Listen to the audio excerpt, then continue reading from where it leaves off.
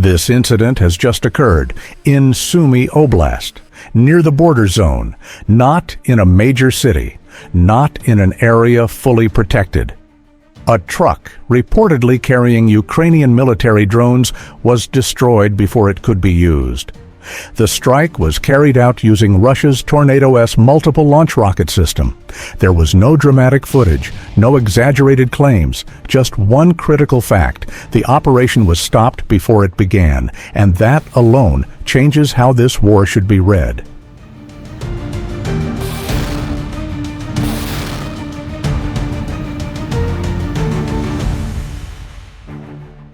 Sumy is not a rear area. It is a frontline region, constantly monitored, within close range of Russian artillery systems, with very little margin for error.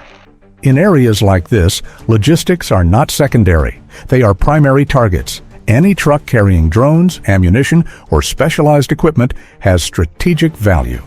And Russia understands this very well.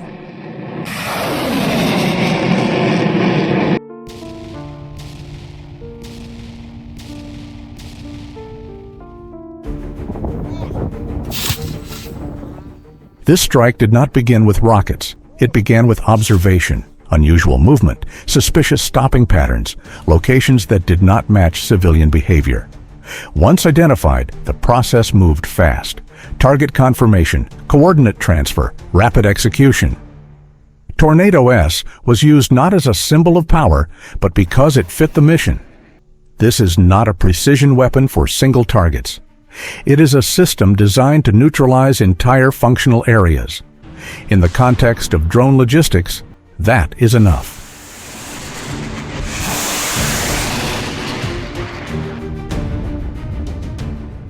Tornado-S is a working tool, not a display weapon. It is designed to eliminate capability, not to create spectacle.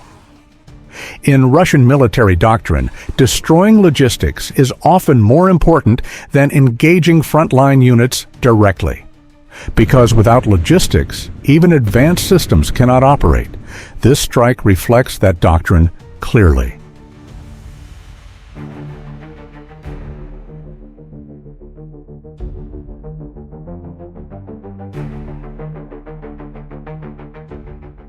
Many ask why Western systems did not prevent this. The answer is straightforward. Western air defense systems are highly effective at protecting major cities. They are strong against long-range aerial threats, but they are not designed to shield every ground vehicle from long-range rocket artillery. This is not a technological failure. It is a matter of role and design. Ukraine has demonstrated strong innovation in drone warfare, but ground logistics remain vulnerable, especially in border regions under constant surveillance.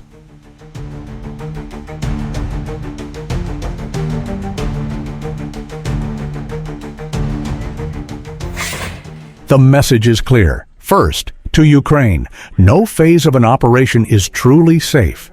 Even preparation stages can be targeted. Second, to the West and NATO.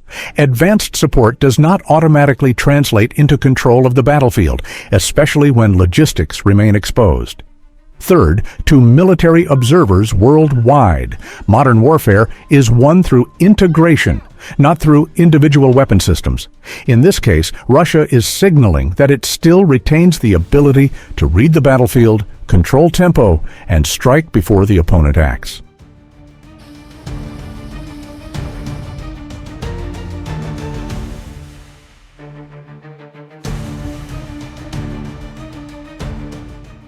This may appear minor. One truck, one strike, but the impact is wider. Operations are delayed, plans are disrupted, risk increases. That is the real objective. Not a single decisive victory, but the gradual erosion of operational capability.